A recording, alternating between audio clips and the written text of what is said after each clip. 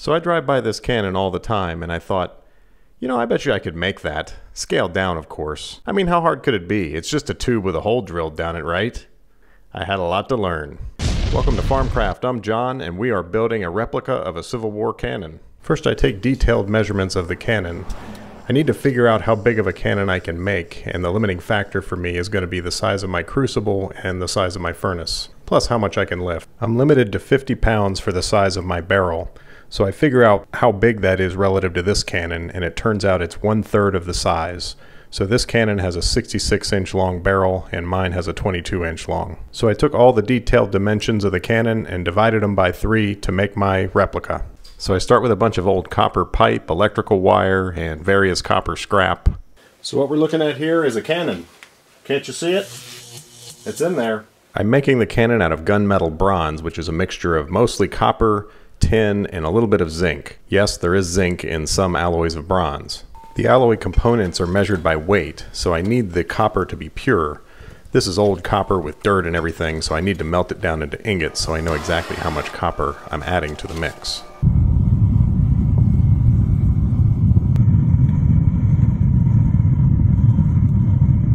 I then pour the molten copper into molds and let it cool off.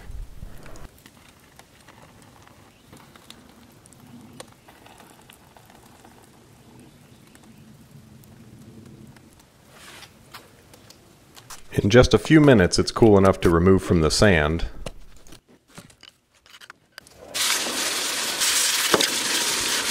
A quick quench in water and I've got my ingots. The plan for my first attempt was to sacrifice it and test the strength of the metal. There's just no way to know what kind of strength you're going to get in your metal until you actually do a real pour. Doing a smaller pour as a sample just doesn't give you the same results in the final strength of the metal. So because I knew this was going to be sacrificed, I decided to try a new casting technique I've never done before. Lost foam. Here I'm turning a lost foam pattern of the cannon on my lathe. So I made a segmented box so that I could pack the sand around coming from the bottom up, and I'm putting those bricks in there just to take up space because I didn't have that much sand. That's green sand, but it's quite dry. My thinking was that typically when you do lost foam you just use regular old sand. And I'm moving on to melting enough copper, and then I'm going to add tin and zinc to make the proper mix of gunmetal.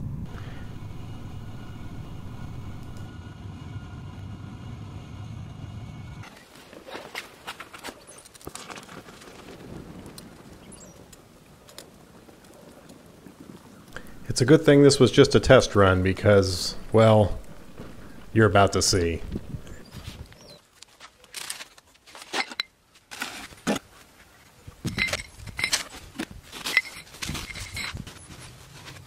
The result looked more like a sea creature covered with barnacles than it did a cannon. I was still able to take a sample from it though and turn it down into a test sample for my tensile testing machine.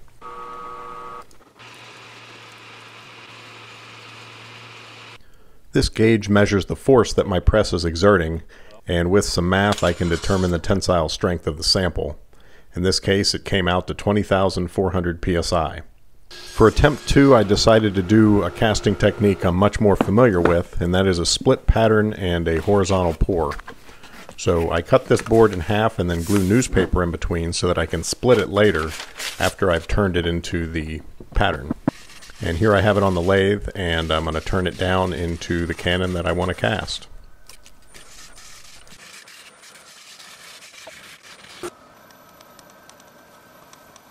And here you can see how the newspaper allows me to split that right down the center.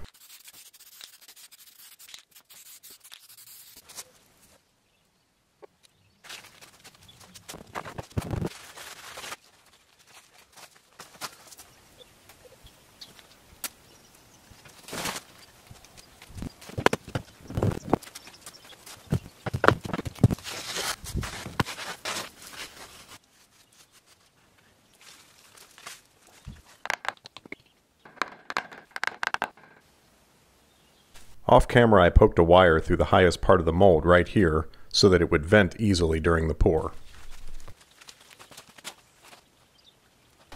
And now for melting this sea creature that I made on my last attempt.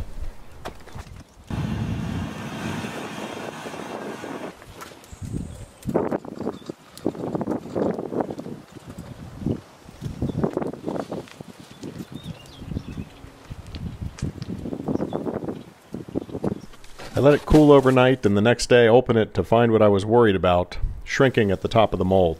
The metal contracts as it cools, and this was the thickest part of the casting, so it was molten the longest. As the rest of the cannon solidified, it pulled from this molten area, causing this defect. For my next attempt, I'm going to do a green sand mold again, but I'm going to do it vertically this time. Pouring vertically introduces some new challenges, some that aren't exactly obvious to a hobbyist like me.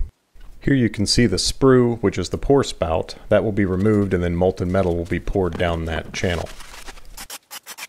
Here I'm making a connection between the sprue and the cannon. That's called the in-gate. So now it's ready to be assembled, and I clamp the two together with C-clamps. Don't want them to separate during the pour. And then after standing it up off camera, I pull the sprue out. So it was a rainy day, and I was working in my garage. You know, what can go wrong? I cut my last attempt into pieces so that I could remelt them. I also added some more bronze to the mix.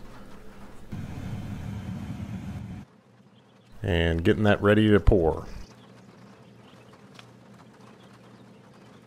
And here we go. This, I would have to say, would be the, how do I put this? How about most memorable pour I've ever done?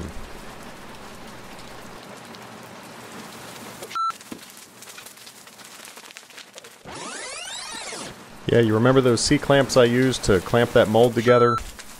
Apparently not enough. Yeah, the mold split apart and all the molten metal spewed out onto the concrete floor. Now when concrete has enough moisture in it, you can get steam explosions, but thankfully my concrete's pretty dry and I didn't have any problems there. And here's the result of that fiasco. That is not a cannon.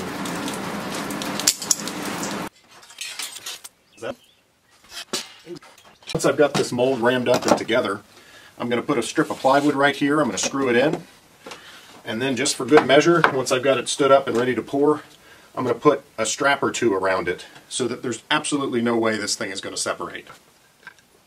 So let's try this again.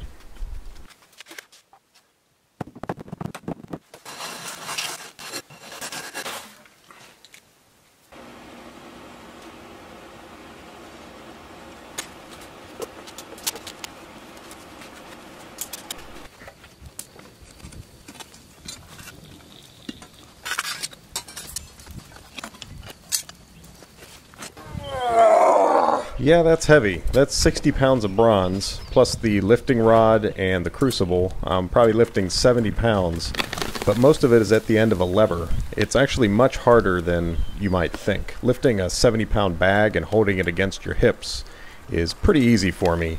This, not so much. If I do any pours this big in the future, I'm going to build a stand to take the weight so that I can better control the pour. You can see that I'm really kind of struggling here. And you can see the center of that riser shrinking down. That is why you pour vertically, because that's how it's going to shrink. I can cut the riser off, and if there's any shrinkage left in the center of the barrel, it's going to get drilled out.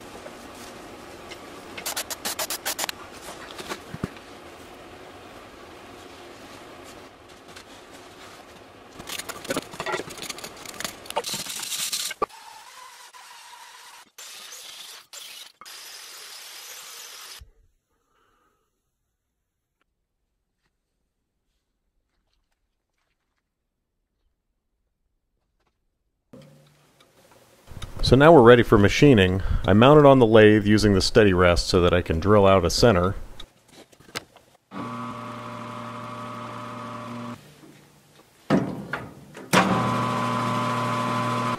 I go ahead and machine the riser concentric and the front of the cannon before I start drilling.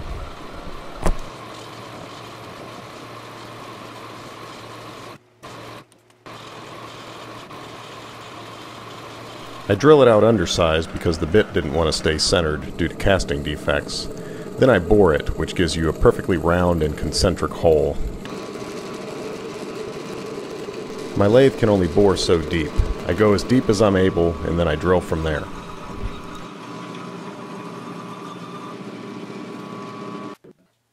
Tailstock on, drill. Tailstock off, clear the chips, and repeat. This will be the last drill, and the bore will be done. I then move on to machining the outside. I have to go through several passes of sand mixed with metal to get down to the solid metal of the casting. And around the trunnions I have to do it all by hand, because obviously I can't do it on the lathe. I then sand it up through 1000 grit, and then finally take it to the buffing wheel to make a mirror shine. Next I need to make the carriage. I'm going to make it all out of white oak, and I'm going to start out with the wheels.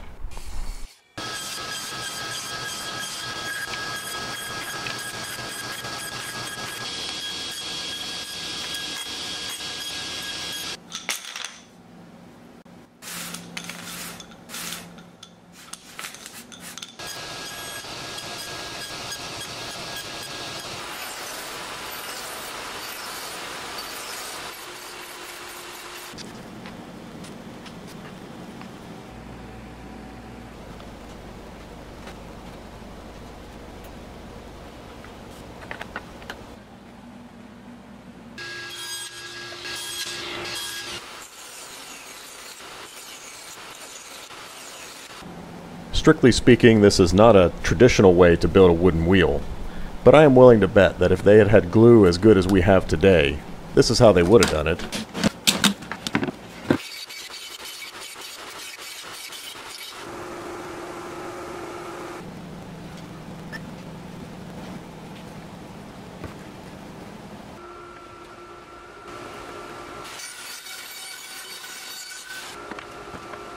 A little last work on the lathe and we have a couple wheels. Next I need to work on some axles.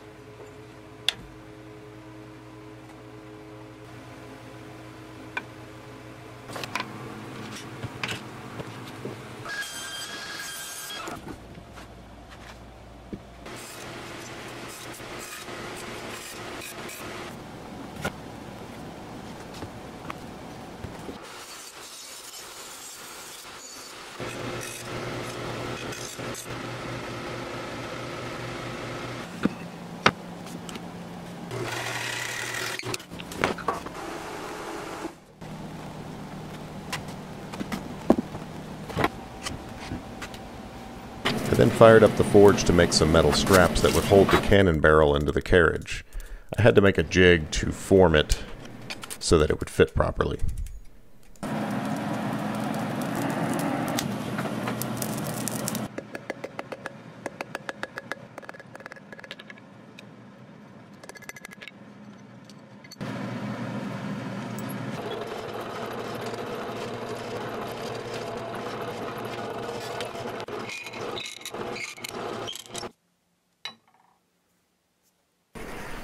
All those hours cutting, gluing, shaping. Why not take a giant torch to it?